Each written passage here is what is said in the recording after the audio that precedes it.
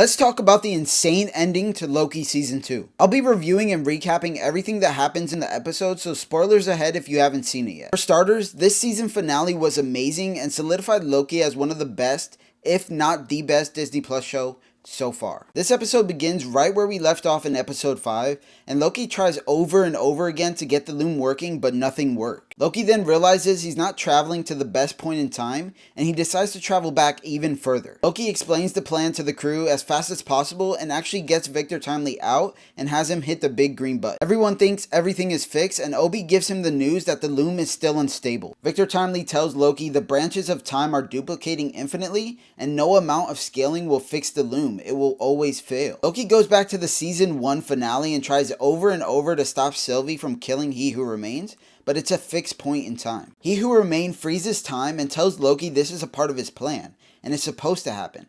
The only way to stop what has already happened is to kill Sylvie. Loki, realizing he obviously can't kill her, travels back to the first episode of season 1, and Mobius tells him purpose is a burden more than it is a glory. Loki then travels again to the end of episode 5 and asks Sylvie what he should do, and she says sometimes you need to destroy something before you can replace it with something. After this, Loki realizes that it has to be him to replace He Who Remains and keep all these timelines in check. For you! For all of us! For all of us.